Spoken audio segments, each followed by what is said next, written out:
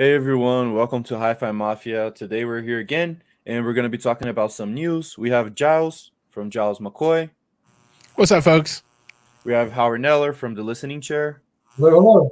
And we have my boy, Ray from HiFi Turtle. What's up, everyone? Dude, are you wearing a towel? No, I'm wearing a blanket. It's not in my bed. I'm cold.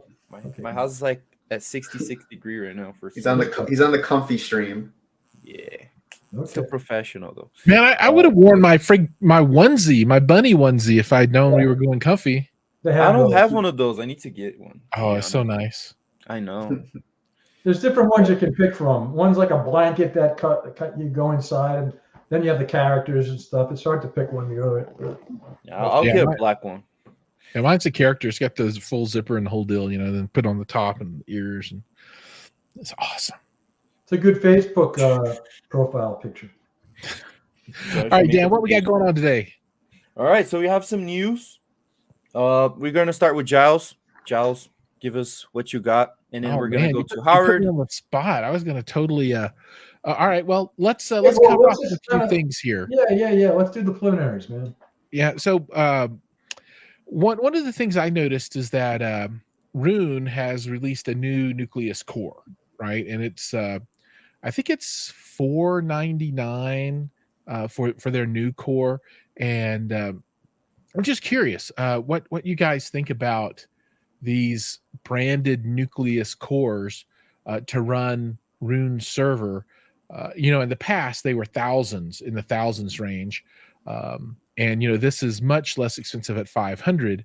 And then if you look around at other companies doing this kind of thing, they'll be like, oh, ours is $8,000, ours is $15,000. I'm curious, is it news that we have one at $499 when we could just run it on your computer? Is this like a thing? Look, I don't use Rune, so I don't really know what it does. So what is the benefit of using Rune? All right, hold on. I wrote a big article on this. So Rune is basically it's an integrator, and it's a uniform search engine. So basically, it takes your music from your various streaming services, and it integrates those. So if you sign up with Tidal and Qobuz, it'll take all that music, okay? Or just Qobuz, or just Tidal, or just Spotify. I think they're doing Spotify. And then if you have a hard drive or hard drives with music, they'll take all those sources and it'll integrate those together. So when you do a search, you're going to see, all your music come up, and it won't even tell you unless you click on it where that music's coming from. And you can customize it, say, I want it first to come from the hard drive and then from Tidal or Qobuz. So you'll get a unified search, they call it. And then the second thing that it does is it populates the music with its own metadata, which is pretty cool. So it actually not only takes the metadata from your music, but it adds its own metadata. So when you look at it on your laptop or on your iPad or your phone, it has everything you want about the artists, and it's really cool. Like if you say to it, I want to see every artist who's done, this particular song, and there's 86 artists, it'll pull it up. There's so many different things. If you want to see a performance, all the performances in Carnegie Hall that, Ella Fitzgerald did, it'll pull it up. It's so powerful. It does so many things. So it really makes your music searching seamless. That's kind of what it does. That is half of it for me, but the other half for me is just as important. So not only does it aggregate on the search and content side, but it also aggregates on the playback side and the device side. So this from my point of view is a tool that is glue for all of your sources and all of your playback devices with single pane of glass management. So I can take my phone and I can sit down in my office and I can say, play, like you said, Ella Fitzgerald in my office setup, and it'll play it. If I go upstairs, I can sit down with the same phone and say, play John Bon Jovi on my living room setup, and it'll play it there, right? So not only does it do all of the search and understanding of your music sources and being able to deal with that, but it also lets you push this out to any of your different equipment sets, right? And that's really cool. And then you can also do party mode and stuff and do music through your whole house. So it's kind of like Sonos features as well. It's super duper cool. Nice. I'll have to do it. Yeah. So and I listen. That's pretty much the only way I listen to music nowadays. Does it connect to your streamers? If they're Roon certified. Yeah. Oh, they're Roon certified. All right. Yeah. There's Roon Ready. There's Roon Ready, where the manufacturer has done a collaboration with Roon, and Roon software is integrated into the server or other component. And there's Roon Tested, where it's been tested to work, although it might not have all the features. So there's all of that stuff. I mean, to me, I've done a lot of work with Roon and to find out what sounds better. And I think Jiles is correct that there's a lot of companies who are selling expensive cores. You know, I haven't used Roon probably in about 6 months, only because my main system is down and I have a Roon core and I haven't bothered to set it up in one of my other systems yet. But when my room is ready, my Roon core is going to be, set up again. I mean, I haven't looked at this new product. I heard about it, but first of all, as far as performance goes, I know a guy, and I was looking into this very, very much way back when. I know a guy who was tested all kinds of Roon cores, and you can put them into your computer. It's recommended not to do that because your computer is using resources to do all different types of things. You really want a dedicated core. The core is like the brain of what Roon does. And I know a guy who looked into it, and he came to the conclusion that the Roon's own core sounded best. Now, there are guys who are saying it's underpowered, it's this, it's that. This guy was pretty bright and did a pretty extensive analysis. The key, though, is the power supply. It takes an independent power supply. It comes with a wall wart power supply. I don't know what they're asking for it these days, maybe $2,000 or something like that. Now you have the less expensive one. So you could spend ungodly amounts of money on the power supply. I have like a $2,000 power supply on mine. But there are companies selling, it's not so much the core, it's the power supply. And there are companies selling $7,000, $10,000, $12,000 power supplies. And power supplies matter when it comes to things like this. One question I had about the new product is that I was reaching the point with all the music that I have on drives that I was reaching the limit where it would start to slow up in doing searches.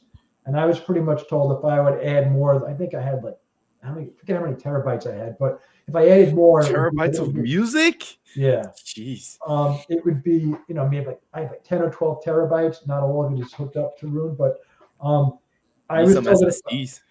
What's that? You need some SSDs. Yeah. I don't know if it works with hard drivers or SSDs. I also know a guy who swears, a very smart guy also, who swears that solid state drives don't sound as good as the other drives. Really? That's a whole different conversation. Yeah, I'll give a contrarian view on those items.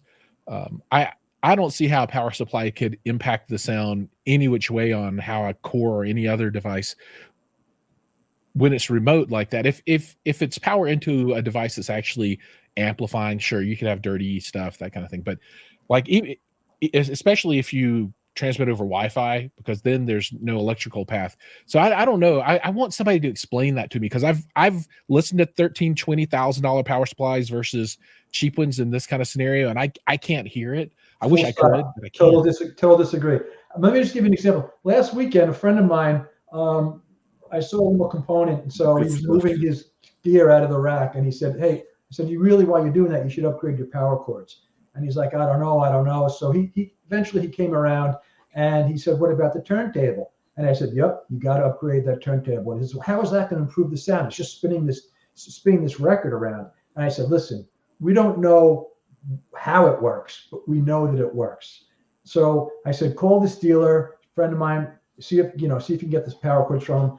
He bought the power cords. He talked to the guy and he said, "What about the turntable?" And the guy said to him the exact same thing I said. "We don't know how it works, but it does." He got it. He put the power cord on the turntable, and sure enough, his sound improved. And he sent me like an emoji of a tit tat. So whatever. So anyway, but getting back to Roon. So I just wonder how powerful this $499 model is. I'm definitely going to check it out after the show today. and see. I know I was kind of reaching the limits of before it would start to slow up. I had so much music, downloaded music attached to it. But I think that if, frankly, if it's good, it'll be killer, because there's a lot of people who want, an easy solution to Rune, and they don't want to spend a lot of money on it. Yeah, I like it. Since it's not dependent on Windows, it's running on Linux. I think it's maybe a slightly more stable platform. So I'm excited for that. So anyway, for folks that are looking for a new Rune server that don't want to run the software on their PC or their laptop, and they don't want to spend a ton of money on something else, maybe a good option to look at. The other item I wanted to bring up is HSU has released their new flagship VTF TN115 subwoofer. So it's a 15-inch, I believe, ported subwoofer. And these guys are really big in the home theater world. And they are considered to be typically at the forefront of kind of the price performance curve for this kind of equipment. And that made a bunch of splashes in home theater world. I just learned something. Let's look at some of the comments. HSU. Who knew? HSU. HSU, yeah. HSU, HSU. Oh, I haven't heard about them yet. Oh, they're in home theater. Quite popular. They're really big. Yeah. They're very popular. You don't hear much about them in two-channel world, and they don't come to shows and that kind of stuff. Oh, that's probably why. And they just make subwoofers. You don't even hear much about them, period. Just the people in the know about them. They don't do a lot of advertising and stuff like that. Yeah, or like the rhythmic stuff too. Mm-hmm. Let's look at some of the comments. Sure. So let's go through. And so Facebook user says, "Hey all." Hello, Facebook user. That might be Mark Zuckerberg. I'm not sure. It could be. And Middle Earth says, "I use a FIO that uses Rune Ready. Interesting explanation." And another "Hey y'all" from a Facebook user. Hey. And then Facebook user says, "I have a hard time finding out if it's actual improvement or just confirmation bias." Yeah, there's a lot of both of those that go on. And then another point of view: everything matters. Everything 100%. Is additive to the process. And then I could swear that the sound has improved in terms of clarity, sound stage width, and tighter imaging when I upgraded some cables like RCA and speaker cables, but I have tried power cables with no avail. Right on. And power cords work. Power cords. And then, are you using the Wax Swing Phono Stage? I am not using a Wax Swing Phono Stage, and I don't think I've ever heard of a Wax Swing. Yeah, I haven't heard of Wax Swing either. Yeah, I heard of the HiFI Phono. I'm pretty excited to be getting that soon. So, all right, that's gonna be pretty sweet. That's a good piece. I'm really excited. Everybody has been raving about it, and people are saying they beat $5,000 Phono preamps. So we'll see. Well, if I can do a little promotion, we're going to be giving away. Actually, we have a Phono Stage contest. We'll be giving away a VPI Phono Stage. So everybody, check out the group, the listening chat with Howard Neller, and you'll get a chance to win a Phono Stage. Very nice. Nice. Oh, they say happy Sunday, gentlemen. Thank you. We have a hello, Howard. That must be my mom. Whoever this is, he or she says, and it has a micro tube Class A buffer stage. Nice. What is a buffer all you need in the living room? This is the olden days. This is a throwback to when we first moved into the house. One of the first things that went up was the focals. I had the Cantas ready to go before we bought the house. These were chilling in a family member's kitchen. It wasn't even my parents' house because they were like, "We're not storing them here." It was someone else in our family was like, "You can put those in my kitchen. It's all right." So I had the Cantas there for a long time, and then when we finally moved in, they were one of the first things that went in. And this is the humble beginning, so you can see my boy got his priorities right. Yeah, those are badass looking, man. I honestly miss them. I don't know if I made the right choice in installing them. Really? I miss them. You're gonna sell the Sopras or no? Those are actually, so ironically, like I said, these were in the family member's kitchen. The Sopras are currently in my kitchen. So they're systems. They're a piece. They're a kitchen appliance right now, essentially. That's funny. I do so much content creation in my kitchen. It's kind of funny. It's always in the kitchen. the kitchen. All right, so who's got more news? Dan, make your bed. Come on, guys, it's made, right? Look, that's a four. and I stole did much better last time, man. Yeah, that's a good comment. I use a background next time, so stop getting roasted. He was making some adjustments in the green room, like just prior to the stream going live. All right, so I got some news unless you guys want to bring up something. All you, Howard. Yeah, it's all you. Right, well, I was looking this week, and I guess Clips has partnered with Marvel Animation.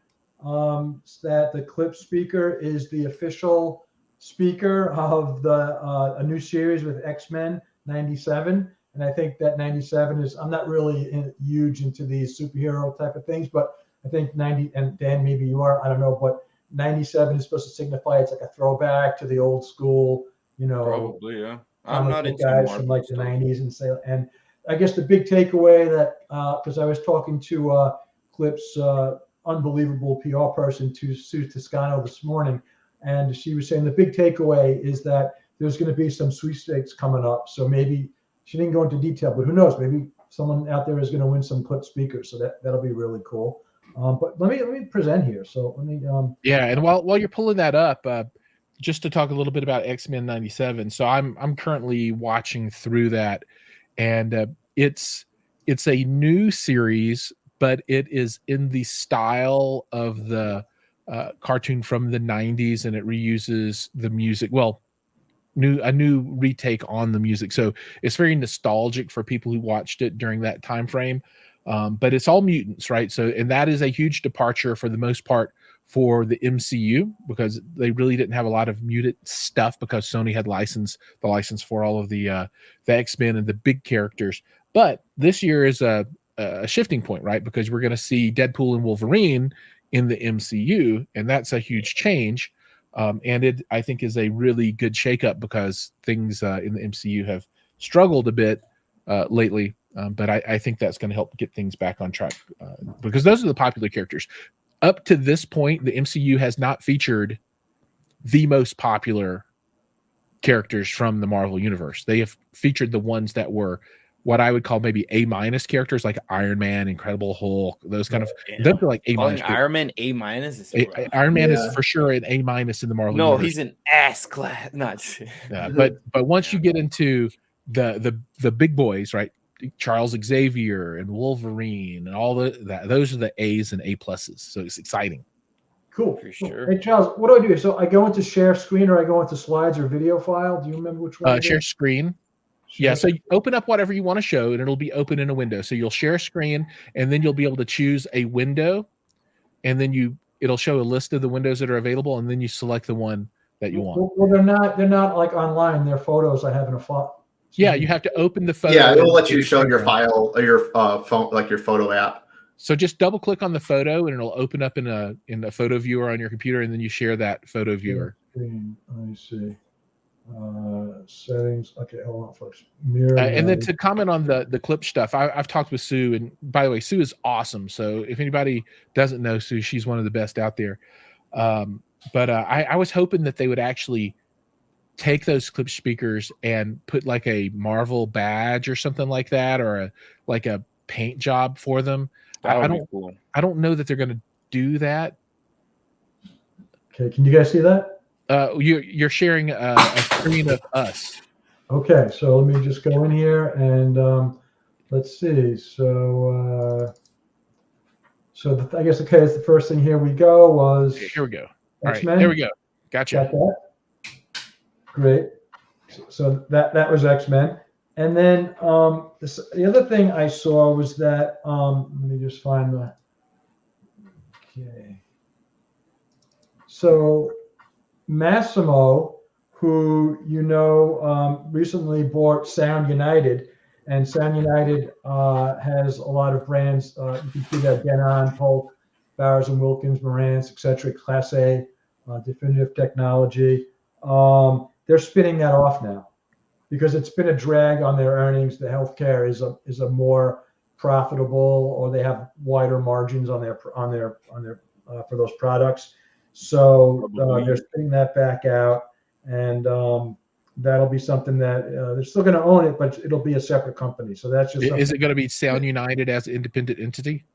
It'll be Massimo Consumer, right? Yeah. Massimo Consumer. Okay, but it will be a separate company rather than to be a division. It'll be like a wholly owned subsidiary or something like that. Right. So that would be interesting. It's still going to be publicly traded then? I don't know what they're doing, if they're going to do an IPO, or I didn't read about that. I'm not sure, but that's just I'm not sure that it's going to really affect so much immediately or if at all on the Sound United front. It's just more of I just think they're trying to pump up the share price of the healthcare side of the business, because the audio side of the business is dragging things down. So yeah, I did a video about the kind of the acquisition and why Massimo did it and how it's kind of affected Massimo as a business as a whole. And what was the upshot there? The upshot there was that I think they made a mistake, or it just hasn't panned out the way that they were initially really thought it was going to. And we haven't seen too much from the partnership as far as like cross collaboration. Probably the most cross collaboration we've seen is the integration of HEOS into some of their health products. But beyond being able to have your, Denon HEOS give you your current like pulse oximeter reading, there's not much else going on, unfortunately. Yeah, I think you're right. In retrospect, they might not have done that acquisition. Do you know if they really work through any of like back-end integration for cost efficiencies on production? Like, are they producing Denon and Marantz now on the same lines and that kind of stuff? Did any of that ever happen? I'm not sure that it's, from what I read is that they were having problems integrating the two companies. I think probably whatever operational efficiencies they got, on the Sound United side probably happened already. It was just they were having trouble. There was all kind of thoughts, we're going to integrate all this audio stuff into the health stuff, and it just never really happened.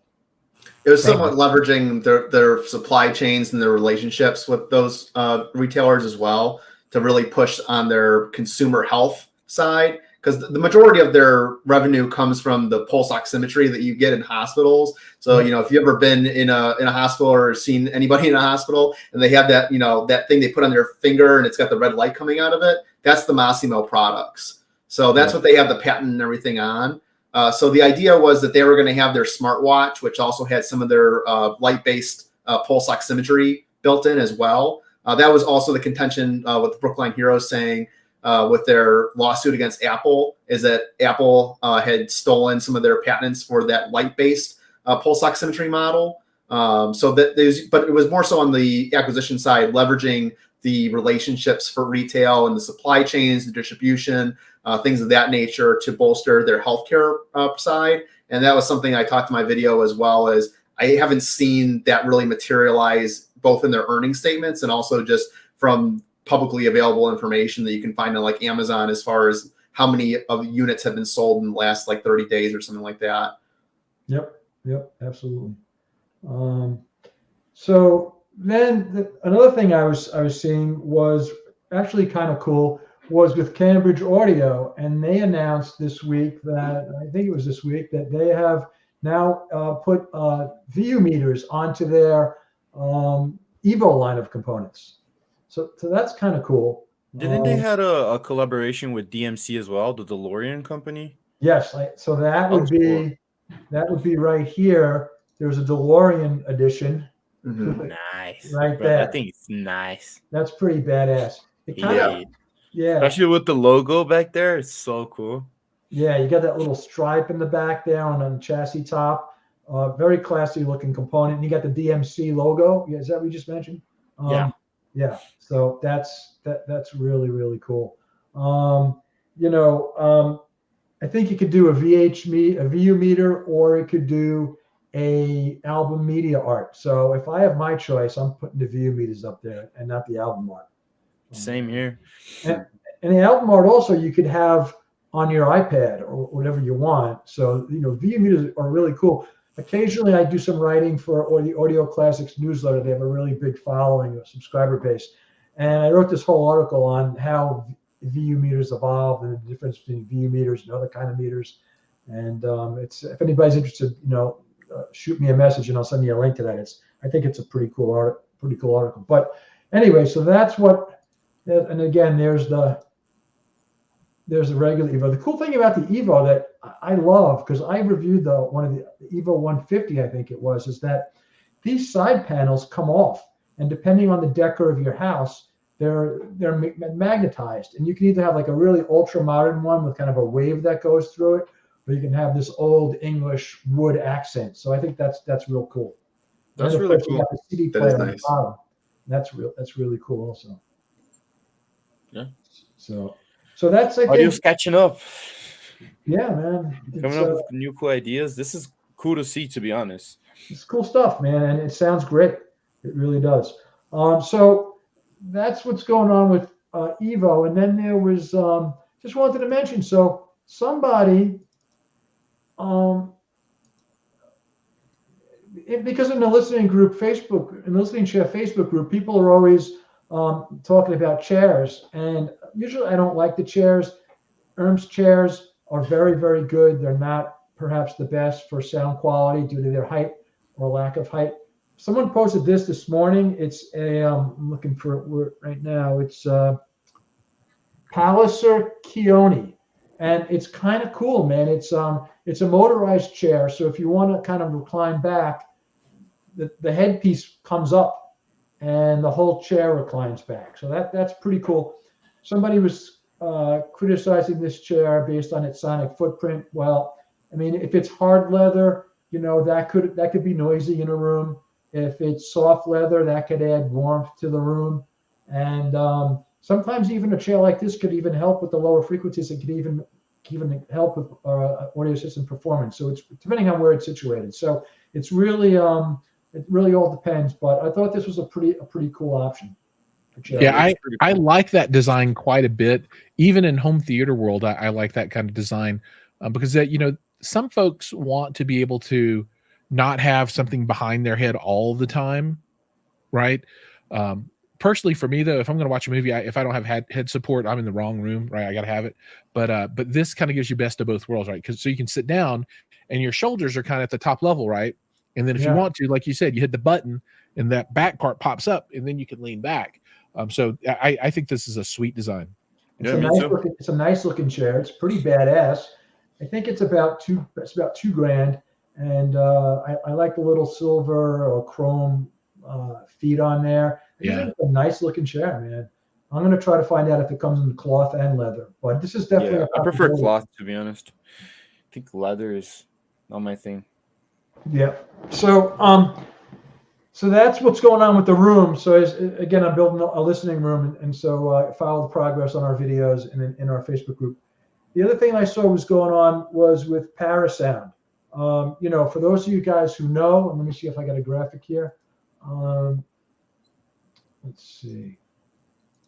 So for those, this is actually a photo. What is this? This is a photo of, see this little U-shaped building here? That is actually Parasound's headquarters right there. They've moved now to Las Vegas. But what's really going on here is that, Richard Schramm was one of the movers, really, of driving forces behind Parasound. Very, very well-respected company, which with Sean Carl, the analog circuit designer.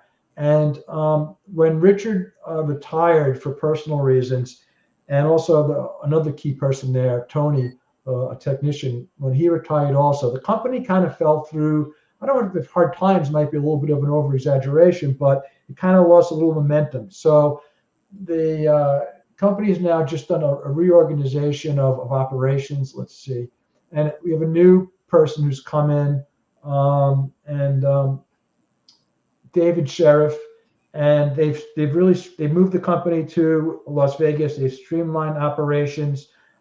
They've cut a lot of costs, and they've been putting out a lot of signals that super, super big news is coming out soon. So that's the new CEO of Parasound up there. And so I guess we'll be reporting some exciting news here that's coming from that company. For sure. I think Ray has some news as well. Yeah, I've got two big speaker announcements that came out this week.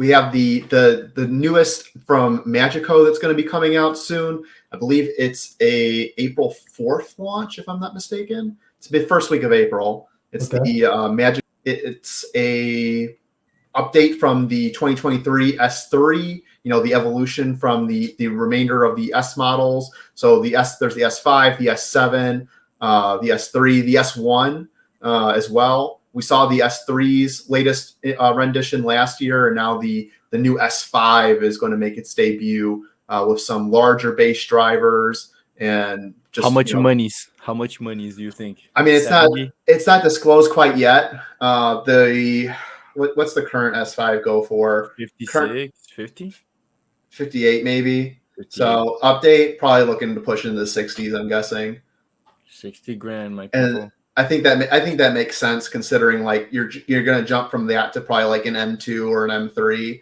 and the M2 is pushing 90 grand now, so that puts it in a nice pricing category as far as Magico goes. Grab it while you can with inflation. So True. Most definitely. I think we've definitely seen that. Is that if you can afford it, it's best to buy it in the first year it comes out. Yeah, I wouldn't go for Magico, but it is what it is. I'm hoping to see it at Axpona, given the release date. I'm guessing that they're going to have it there because the 2023 S3's debut was at Axpona, I believe. So probably, and it's have the biggest show in America. So. 2024 S5 going to be at Axpona as well. So hopefully, we'll see what Magico brings with that. Yeah. And the other thing I saw out there was, and this is again more towards consumer tech rather than hardcore audiophile stuff, but Walmart has acquired Vizio for $2.3 billion. I mean, that company Vizio it's been around for a while. Like their soundbars. It came out. What's that? People like soundbars for some reason. Well, TVs too. TVs are really where they're. Their TVs are amazing and good. They really are. And interestingly enough, Walmart supposedly wasn't really interested in the TVs per se, but what Vizio has is this smartphone connecting SmartCast, software where people can stream ad-supported video, and so Walmart makes a lot of money through their own software, and supposedly they want to integrate this into their Walmart software because that's where the money is right now in ad-supported streaming. So that's what Walmart wanted from Vizio. So I just thought that was kind of interesting. That's awesome. Yeah, I have a little bit of news. SVS is releasing their new Ultra Evolution series in 2 days, so be excited for that. A lot of people I'm really looking forward to those. That's the one that was at CES, right? Correct. Yeah, and I might be getting a pair. They sound great. Or two. Yeah, Nick, we're all waiting. Send them over. Well, Nick. Look, man, we did that SVS live stream at HiFI Mafia, and what struck me was that the way that the companies, consumers, they love SVS with a passion that, is rare for companies. I mean, we got so many comments. They love the company, they love the product, and they love the customer service. So that was just really incredible. Yeah, SVS is a killer in all checks. They're great customer service. They're great with their marketing. They're always in every show. So I think SVS is a great example for other companies to look up to because they work with every creator. So like their products are everywhere. You can find them at Best Buy, Amazon. So I think SVS are killing it. Their products are amazing, and you cannot beat it for price to performance. So yeah, I'm looking forward to that Ultra Evolution. That's gonna be really cool. Me too. Well, you'd hear it at Axpona if you haven't heard it yet. Yeah, I haven't heard it yet, so Axpona for SVS for sure. By the way, SVS at Axpona is going to have a room for dual channel listening, so I'm super excited for that because usually they only have a home theater, so I'm going to be on that 2-channel room as fast as I can. So I spent a long time watching movies at what was the last show in Florida. I normally don't do that, man. I'm normally doing the hardcore 2-channel stuff, but I kind of sat down. I was a little beat walking on the show, and watching those movies was just incredible. I probably sat through 4 or 5 movie clips, pretty long ones. It was great. Yeah, they're always killer with the rooms. Yeah. So the other big speaker announcement that came out this week was a real tease. Like Magico's been showing a lot of pictures. They haven't been keeping it much of a secret, but Wilson is going for their 50th anniversary is debuting a Watt puppy, but it's going to be at the Munich show. It's not going to be at Axpona, which I think is interesting. That they're not going to show in North America first. They're going to show in Europe. But a Watt puppy, and for those of you who don't know, the Watt puppy is one of the longest running series that Wilson offered, and the Watt Puppy 8 was the last iteration before it became the Sasha. So Watt Puppy became Sasha. So Sasha 2, Sasha 1, Sasha 2, Sasha DAW, and now Sasha V. But we're getting a new Watt Puppy, which is really interesting. I think it's going to be slotted somewhere probably between the Sabrina and the Sasha. It might. I'm not sure if it's going to be a Yvette replacement. I think that the Yvette is probably overdue for a replacement from Wilson. So it might slot in that price point in that category, maybe in like the upper 20s to lower 30s as far as pricing is concerned. I don't know what it's going to look like. I don't know if it's a true throwback to those earlier days where they did do like the wood veneering versus the resin paneling. I imagine there's still going to be a lot of resin paneling, especially now that the Sabrina X is fully X material and doesn't have MDF hybrid cabinet. So really interested to see what the Wilson Watt Puppy is going to look like. The 9th official Watt Puppy, but when you're in reality, kind of the Sasha is still the continuation of that line, but now getting some sort of a throwback with the 50th anniversary. No, wait, do you know when it's releasing? It's going to release and debut at Munich. All right. We got to talk to those guys. We got to talk to that guy Taylor, and we got to get Wilson on the HiFI Mafia. Oh yeah. So What's the other Wilson company? Wilson Benesh. Yeah, Wilson. Although they're not affiliated with Wilson at all. Yeah. Like Wilson. Exactly. I when I first started getting into things, I would always become confused because there's Wilson, and then there's Wilson Benesh, and I'm all like, are they? That's what I had the same thought when I first got into this. Yeah. I saw Wilson Benesh, and I thought it was like because I used to be really big into fashion, kind of still am. But all the fashion houses have like their premier brand, and they have their kind of like their cheaper line. Yeah. So like Versace has Versus. Yeah. So I thought when I first saw Wilson Benesh, I was like, oh, that's cool. Wilson has like a Versus line. You know what I mean? And then I looked it up, and I'm like, oh no. HiFI Mafia undercover investigation to get to the bottom of that. So. One for you, Ray. Any idea how long the Sopra series will be around for? Will it be replaced soon? It's a mystery. It's hard to tell what these companies are going to do. The Sopra line, came out in 2015. I think it might have been announced in 2014, debuted in 2015. So it's going to be the 9th year of the Sopra series.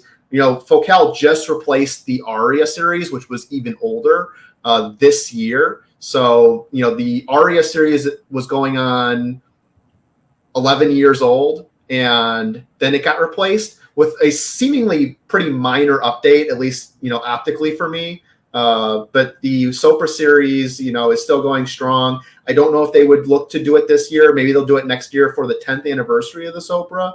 But it's been such a long stander. I think it's one of their best sellers, if not their best seller.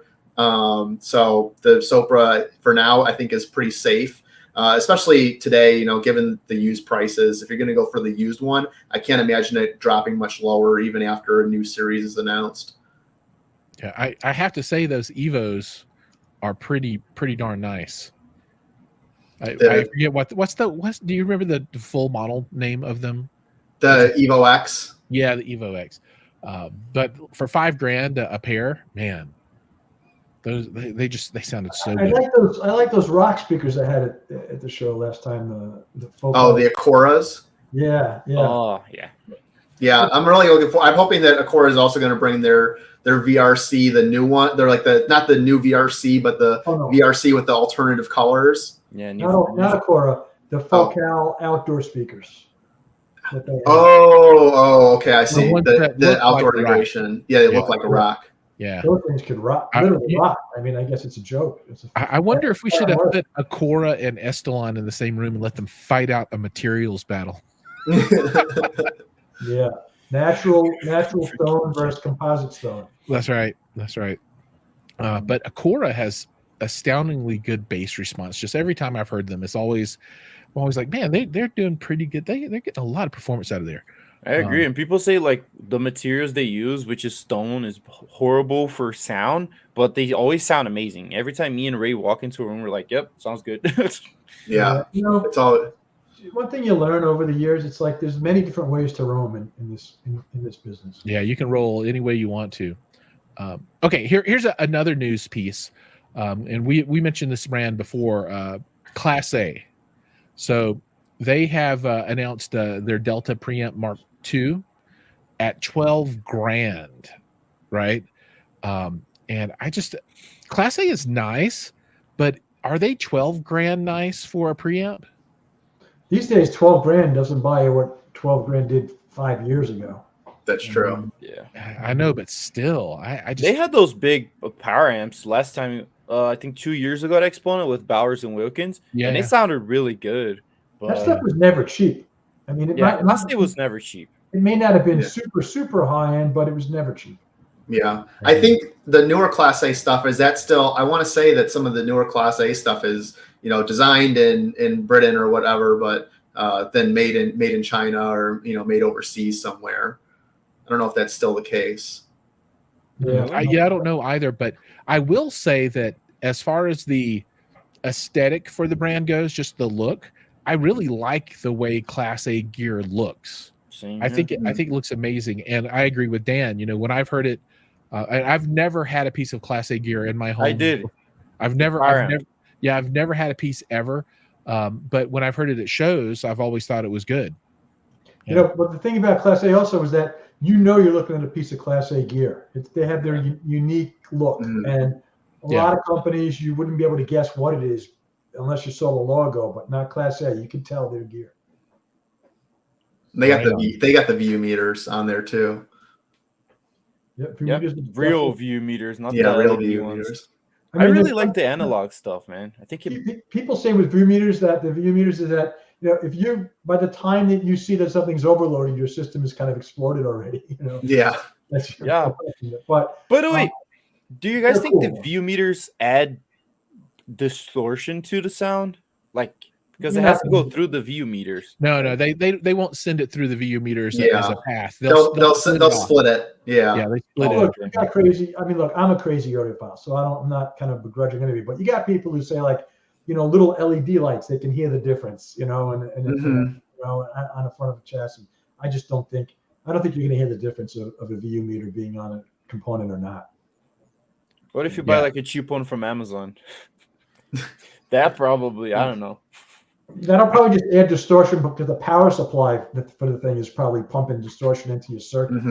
We have a question.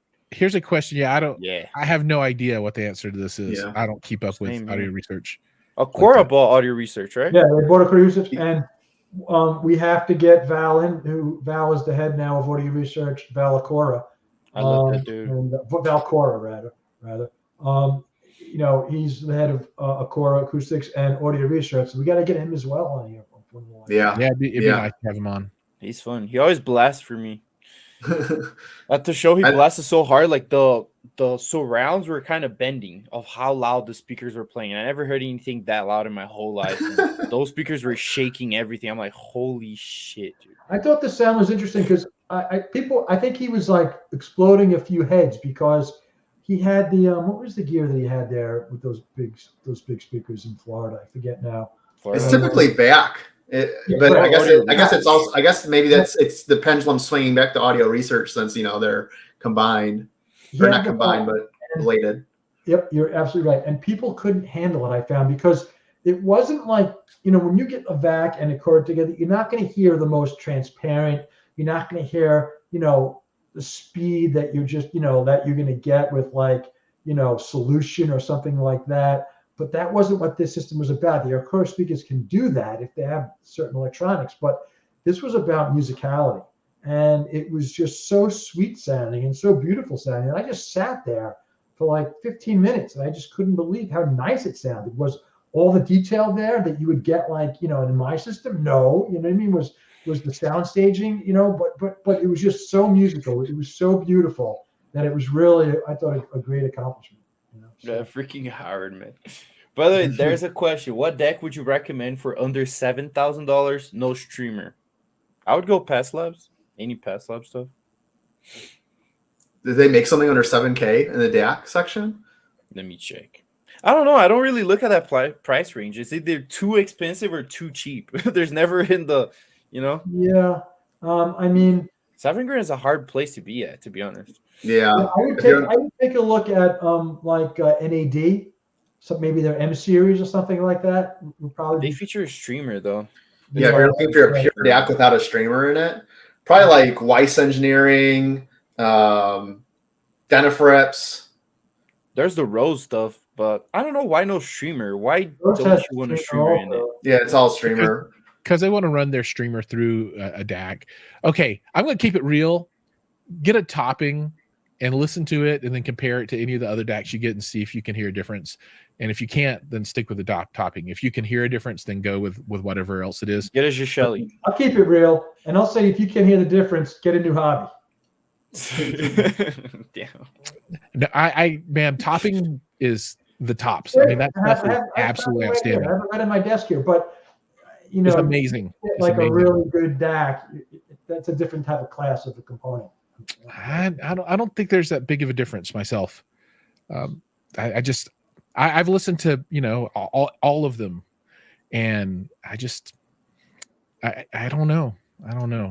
There's some really high end DACs too that have disappointed me. So prices and everything. Yeah, I mean, I had the esoteric mono DACs in, so they, each one is basically you need two of them, for stereo, and the difference was just incredible. I mean, Howard is in another level, bro. Howard's like, playing with $1,000. Howard's like, here's my $50,000 DAC. What's interesting with those DACs, with those mono DACs, they were connected by HDMI cables. That's how they connect. That's another level, though. That's like, I'm surprised that there hasn't been a wider adoption of like HDMI in the high end audio space. Like everyone's still on like USB 2 cables, and it's just like, come on, can we move past USB 2.0 and get to something that's more high bandwidth? Like HDMI. I can agree with that. I think HDMI would actually make a difference. If I could just share something. So talking about like crazy. So I got this email from last week from Sinus Faber saying, hey, you want to come to Italy and check out the launch of our $750,000 Suprema speaker for Tech Radar, which I do some writing. So I'm like, oh yeah, I'm going to Italy. This is great. But as it turns out, somebody across the pond, Tech Radar is owned by Future, this company called Future, and they're sending somebody from the UK publication. So I started hunting around through my friends in the industry, and I'm waiting to hear back from one of the big magazines. So I might be going over there in 2 weeks over to Italy. That'll be right before Axpona. That'd be super fun. But if it works out, it'll be cool. So that'd be super fun. Gosh, the only other news that I have to mention that I can see is one of my favorite companies from a design perspective, Bang & Olufsen, released a new standalone streamer, little unit. I think it's $1,500, but it is they say that is designed to work only with B&O speakers. That's what I don't like about the Violet and B&O. Yeah, they lock you in. Bushes. Yeah. To be honest, man, it's beautiful gear though. Oh, that it is. It's made for looking good, not for sounding good. Even the BO Labs, they like when you compare them price range to a HiFi system, it's like $150,000 and $115,000 HiFi system. The resolution is not there. Like you get all the technology of like the microphones and a bunch of like 15 woofers per speaker, but the resolution is not there. But you got to think that someone who's buying that is typically going to be, your Silicon Valley, like, multimillionaire, or, someone that's trying to find something to add to their, $15 million Palo Alto mansion. Yeah, that's what I feel. Yeah, it's not necessarily that they're a huge audiophile. They might just be looking for something. True, but our audience is audiophile, so just letting them know. It's like if you have the money and you want to plug and play $115,000 speaker, go with B&O. Like they do everything. They will scan your room. They'll like fix everything. Where's the fun in that? I like to plug in a deck, amplifier, a streamer. I like to plug in all the cables and have fun with that. That's my jam. That's why I love HiFi so much. The thing with B&O is that they do a lot of OEM work, so they make a lot of parts for a lot of the gear that people use. So their knowledge base and their technical expertise is extremely deep. For sure. They're just focused on one particular type of product that is inexpensive kind of lifestyle product that looks really great. But certainly, as from a technological perspective, they're not a company to be sneezed at. They know what they're doing. No, for sure. I was just looking really quick. I would take a look on the DAX. I would take a look at maybe Cord, if someone's interested in the DAC. That's a possibility. And the other one was what is it? Weiss was another one I'm looking at. That was a good possibility. And what was the other one? Yeah, maybe those are two that someone could take a look at. There's a lot of brands out there, but Wait, good question, Howard. What amplifiers do you run in your speakers? Do you go with tubes or Class AB, Class A? I have a lot of different systems. But in my reference system, I'm about to switch over. I've always used an esoteric component in my reference system. In recent times, and I was using the A005, which is a 50-watt Class A. And then the company moved most recently to the S1 and the S1 rather, which I have, which is a Class AB. And now the surprising news out of esoteric is that for the S1X, they moved back to pure Class A, 50 watts. I think it's 50 watts. So, but I don't use tubes too much in my main system. I do use, I have a Synergistic Research tube power supply with 1942 mercury tubes that light up blue. It's the most badass thing that you have. 1942 new old stock tubes, mercury filament tubes. They're really, really cool. And all they do is they power the cables, because the cables are active. So that they're actually powering the cables. They're not in the sound, they're not in the signal path, and they make a big difference. And they kind of add this like tube kind of goodness to the sound. It's a really badass component. Awesome. We have a question from Tommy. Again, he heard the Borresen X6s at Southwest Audio Fest in Dallas. What do you think about that sound for 23K? Buy it. The X6s are amazing. Killing it. Borresen is killing it. Yeah, I haven't heard the X6, but I've heard the X3. That's a really good speaker. That X series is.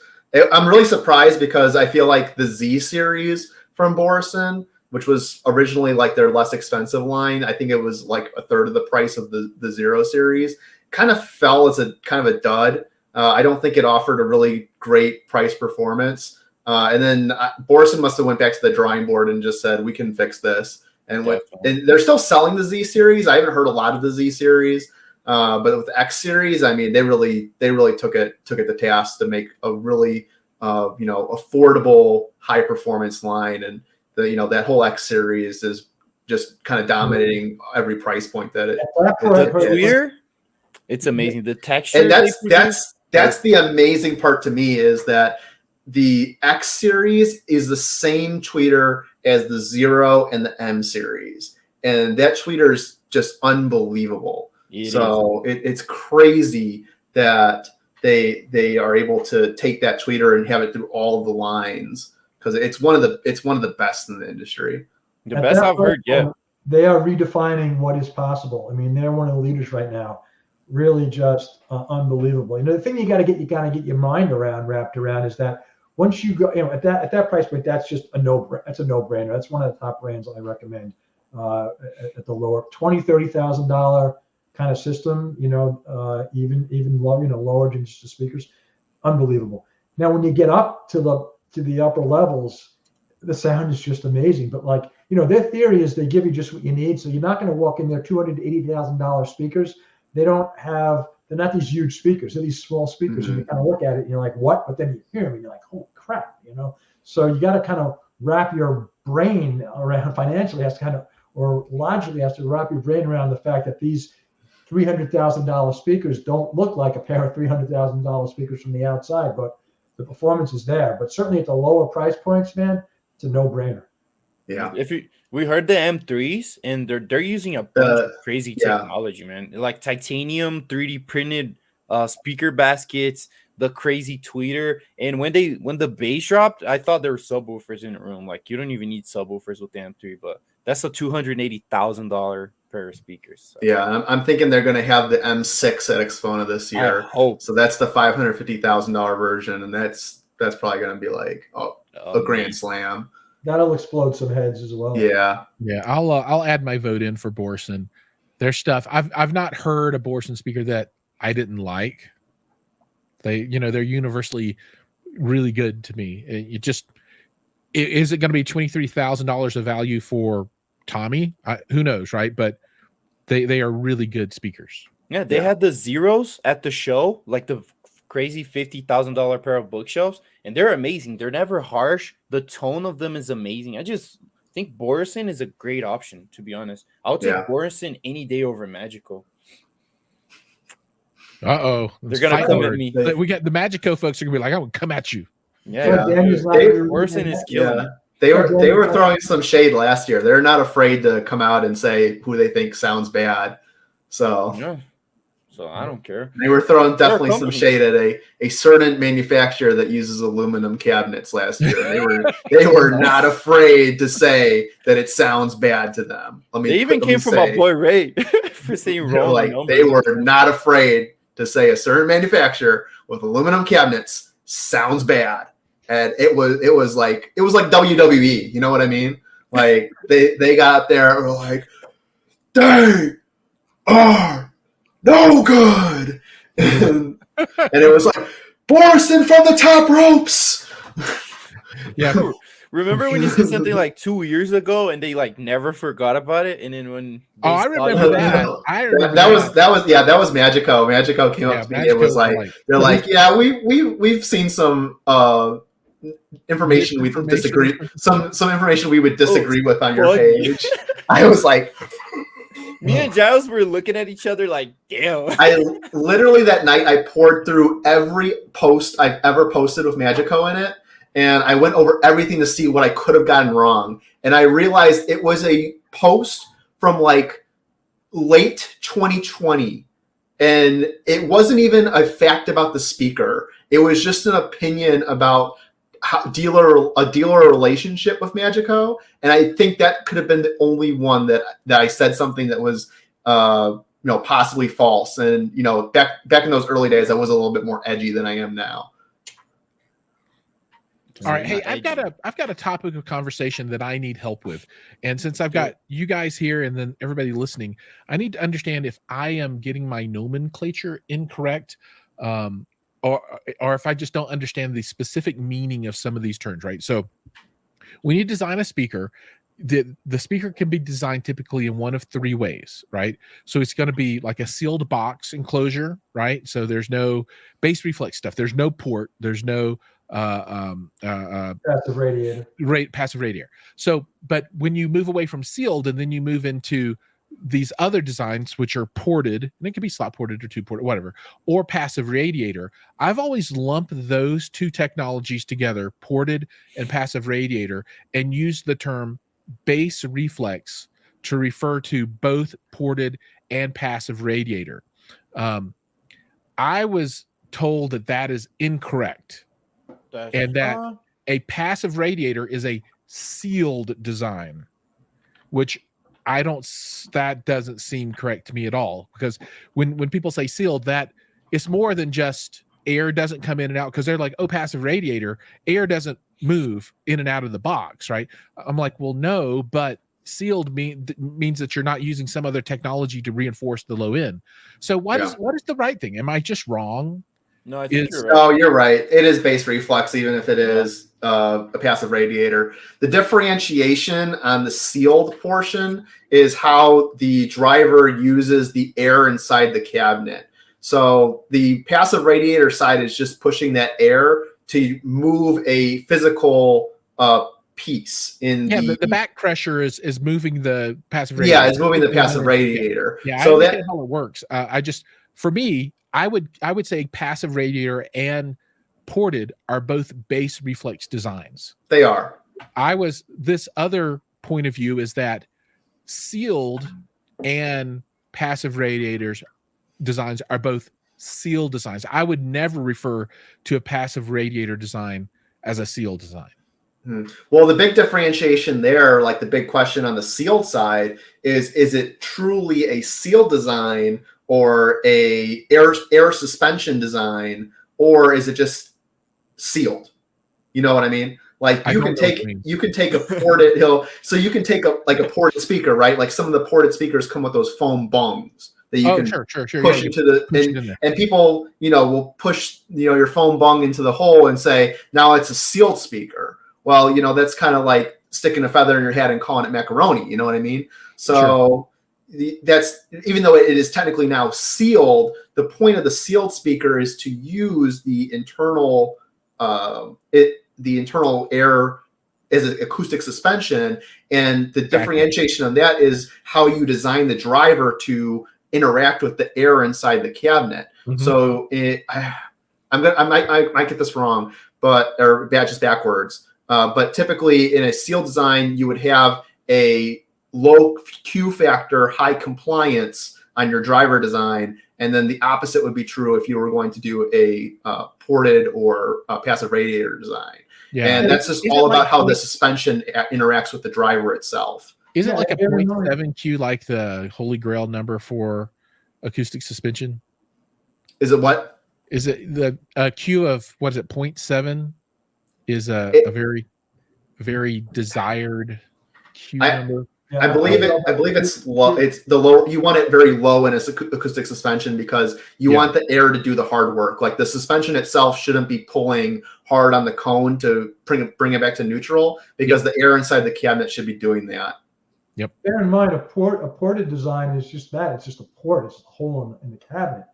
But a passive radiator has a driver in there. There's no voice coil. It's not generating its own sound, but actively. But there's that's some of the difference. Yeah. So the way that I always think of it is, if you have a design that's somehow relying on the back pressure from a driver to interact with something, whether it's the air column inside of a port, right? Because that's what happens. It resonates, right? And that's how the passive radiator works as well. It takes that back pressure and then resonates that. Obviously there are design distinctions there in how you set this stuff up, because there's obviously a difference when you have a physical hole, with a port on it. But I've always lumped those two together as base reflex designs. And I think that's where, I think maybe it was an argument of semantics almost. I don't know. Yeah. Anyway, but no, thanks for giving me a little vindication. I feel a little bit better about my knowledge, because I was all like, oh, what did am I just wrong? I've been wrong for years. Ray knows everything, bro. Every question I have, I'm like, Ray, I have a question. He's like, here we go again. Now, Daniel asked me, he'd be like, hey, I can't find this song on Shazam. Can you help me? And I'll listen to it, and I'll come back to him 5 seconds later. He knows everything. It's crazy. I was watching a series, it's called Dr. House, and then there was a ribbon tweeter speaker design in the background. I'm like, Ray, what's this? Literally 10 seconds later, boom, here it is. I'm like, what the heck? How did you find it? It's like he found it in a used website somewhere. And it's like, this is it. I'm like, dang, that's impressive. That's cool. That's cool. All right, folks, I think we are at the top of the hour already, if you can believe it. Yeah, we went through a lot of news today. Yeah. I like it when it's all us four. Yeah. It goes way smoother. Yeah. A lot of stuff going, interesting stuff. We did a lot. Maybe we go around and do a round robin for closing thoughts from everybody. And you can call out if you got anything coming up or things to look for. Dan, you want to start us? So I have a lot of stuff coming in my page. HiFI, Jiles Labs, SVS soon. So I'm excited for that. It's super cool to be working with these companies. I'm super blessed to be blessed. I suck at saying this word, but I'm super blessed to be where I am today. I worked really hard for it, and it shows. And yeah, it's all thanks to you guys that watch me and watch everyone here. But yeah, that's it coming from my channel, and I'll pass it over to Howard. All right. Well, I don't know. got a lot of gear in here, a lot of stuff in the queue. We got the solid steel rack that I waited 20 weeks for in white and special order, and I just got in some Earman stuff, DAC and amp and power supply, and we have Apos audio tubes and some incredible let the cat out of the bag. Some really incredible digital. Now Jiles may take a little bit of issue here, but some really incredible digital cables from Stealth Audio that I'm really excited about. And other than that, we're just we're growing the Facebook group, the Listening Chair with Howard Naylor. We got some great stuff planned. Like I said, we got a VPI phono stage we'll be giving away soon, and hopefully in 2 weeks' time I'll be in a Macintosh Sinus Faber factory in Italy, but I'm not sure about that, so we'll see. Cool. But real quick, just because we don't agree with each other doesn't mean we're not friends. So that's why we're here. Jiles sometimes doesn't believe on something. Sometimes I do believe on something. And that's what makes us friends, We sometimes talk to each other. We disagree and we fix things, Not because we disagree on something, I'm not going to be his friend, Well, we're friends. And when we got the HiFI Mafia together, after we all met up at Axpona one year, I sent Daniel the Reunited song YouTube video. That was the thing. Good feeling. So definitely, this is all good discussion topics. I don't know if that was my favorite song. It's so good. Ray, what you got? It's got I got my Kimber cables in. I should have brought them onto here. Oh yeah. So, did you hear a difference? No, I actually haven't plugged them in yet because I want to do one video. I feel like it's going to go over a lot of people's heads because just a lot of audiophiles don't play video games. But I'm going to do a video game reference with my Kimber cables. But there's also something that I'm going to do with the Kimber cables, which is the whole reason of me getting them, and that's going to be. I think hopefully that's going to break the internet. So we'll find out. The last time I thought I was going to break the internet is when I did the video that of me getting fake robbed, where I robbed myself. Did you guys see that video? Yep, I did. And I like stuff like that. I thought it was going to get go crazy. It didn't go that crazy. And then I got a lot of comments of people being like, "This guy's a liar. He didn't actually get robbed." And I'm like. Is comedy dead? Is comedy dead? For a lot of people, comedy is dead. Well, don't worry, Ray. My video of me plugging in cables got 1 million views. That's crazy. That to me is something where how people say there'll be a meme PhD in the future, things of that nature. Yeah, that to me is you could take that video and then just do a deep dive analysis and be like, why did this video blow up on the algorithm? Probably let's figure that out. Yeah, let's do a Harvard deep dive, Harvard master's level research class on why that blew up. We should. It has nothing.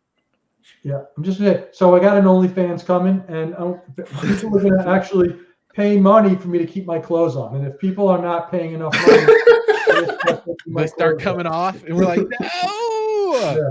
So I'm hoping to make a lot of money with that. Oh gosh! What you have to do is have a piece of malware that gets installed on their computer first that takes away the close button on their browser window. And if they pay a lot of money, then they can get the close button back. That's genius. And on that note, all right. Let's see. Wait, did Ray's done with this? Yeah, I'm good. I'm sorry, I cut him off. All right. Yeah, Jiles, all you. Okay. So let's see. I did a unboxing for the new, and I should put this in news. I'm so bad.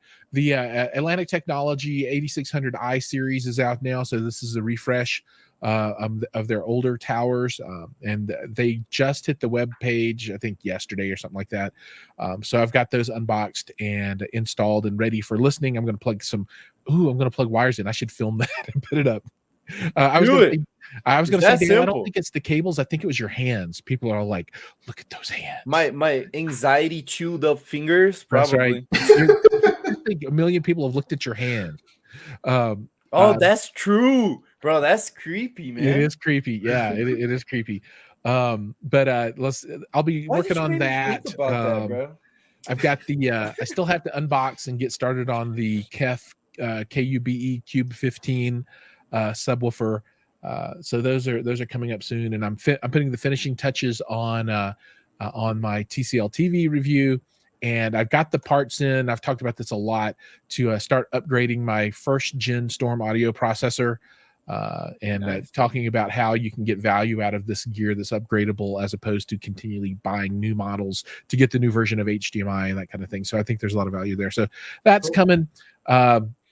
This coming month, August, I'm going to have 2 shows that I'll be at. I'll be at the Northern AV Show in Penang, Malaysia. August or April? April. Did I say August? Yeah. Thanks for the catch. Yeah. Next month in April. And then we'll all be at Axpona. So if you see us, say hi. Come. We're not shy. Axpona should have a panel for us. We For should do sure. a panel. Oh, well, let's do that. And just that you mentioned that. So I am on a panel at Axpona. It's on Saturday at 11:45. It's about the making of my room with Jacoby Acoustics and Malaport Designs. I'm going to be there for that one, Howard. That's going to be so cool because I like both of those guys a lot. Yeah, and you too. It's a great cool. panel. That'll be a great panel. Look for that on Saturday, 11:45. And if I could just mention, hog this for one more second, I totally forgot. We're dropping VPI unboxing for the Prime turntable, and I think it's either the Goldie or the Shiloh cartridge. Colin Saunders from the Listening Chair is doing that review, so I have that in the queue, waiting to just release that when I can get to it. So that's coming up. That's super cool. Yeah. If you know who does panels for who sets those up and plans them, send them a note and be like, "Hey, we should have a HiFi Mafia panel at Axpona." Well, Bill Liebens, who's I'll be shy. You guys may know, Bill Liebens did a really great job this year. If you look at the presentations for Axpona, every one of them is really dynamite. So there's really a lot of good ones. And I think maybe we should speak to the Gary over at Capital Audio Fest and see if I'm willing to take that responsibility. And maybe they want the HiFi Mafia to do something for Capital Audio Fest. Are you guys going to be there? If we could be on a panel, then I might make it out there. Otherwise, I don't know that I'll make it to that show. But if there's a panel for us, I would try and get out there at least for the day just to do that. Ray, you gonna be out there? It might get me over my fear of being in DC around the election. What about you, Dan? Financially, I can't, man. Not now. Okay. Maybe next year. I don't know. We'll see. All right, maybe next year at Axpona then. For sure. Maybe this year at Axpona. Everybody that's watching, all of you, send notes to customer service at Axpona.com or whatever it is. I don't know what it is. Send notes to Bill Lieben at Axpona.com. And demand HiFi Mafia at Axpona. That'd be awesome. That actually would be really, really fun. Really fun. Yeah, we do have the people. We have one comment from Facebook user who's, I don't know who it is. Hey guys, hit me up at Axpona. Yeah, unfortunately, if you're commenting on Facebook, we can't see who you are, unfortunately. Yeah. Let us know who you are, and we will totally hit you up. Is Howard the Godfather? The Godfather. That's right. Long roll camper. There you go. So yeah, what a name. We probably should do, if the next show that we get together, one soon, we should probably do a HiFi Mafia kind of happy hour type of thing. Yeah. Oh, someone said, "Lo, it's me, Shannon McKellar." I don't know Shannon. Oh, hey Shannon. Shannon is one of the knows. Moderators in the Facebook group, the Listening Chair with Howard Neller. So. Oh, perfect. Nice to meet you, Shannon McKellar. And Shannon is an audio reviewer also. So Nice. Cool. Let's go. All right, Dan, I think it's time for you to close us out since you're driving the bus this time. Let's go. Driving it off a cliff, but thanks everyone for watching. We had a fun time. We appreciate you guys. We appreciate Jiles, Ray, and Howard. You guys are the best. Thanks everyone for watching. We're always here on Sundays now. I hope every Sunday at 2 p.m. Mountain Time, and then 4 p.m. Eastern. Eastern. And you guys can do the Google search for the rest. But yeah, thank you guys for watching. I don't know if I'm passing it to somebody else. Some days we're going to have guests, like we just had Estelan. Yep. And some days it's going to be us going through the week's news. Yeah, So, our next guest will be Boulder on the 21st of April. Boulder amplifiers. that's our next guest, not our next live stream, which will be next Sunday. Yes, that'll be our next guest. And for me, Boulder is one of my favorite companies. I love their gear, and I've always secretly wanted to create a all Colorado system. So it would be Boulder amplifiers, and then what's the aluminum YG acoustics? Oh, right, yep. And then you could do some PS audio stuff in there, right?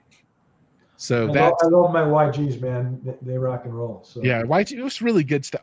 You know what I really want from YG, and I'm sorry I'm carrying us long, but YG makes that aluminum double 21 subwoofer that's got the Invincible. that's the name? Yeah, it's called the Invincible. It's so cool. I mean, this is the most awesome thing I've ever seen in my life. And I saw it when I saw them actually building one at their factory a number of years ago. Super cool. You open the dictionary and look under badass, and that's basically what you see. Oh, that thing gets my heart going. I just flutter. I get all fangirl. It's like, hey, look at that. He's blushing. I am, man. I want your 21s. He's blushing on his forehead. Just kidding. I get sweaty when I listen to it. I had to have a big towel and just do my whole. All right, guys. Catch me on OnlyFans, and we'll see you guys. Power dressing. That's the name. next one. All right. Bye, everyone. Yeah. All right. Take care, guys.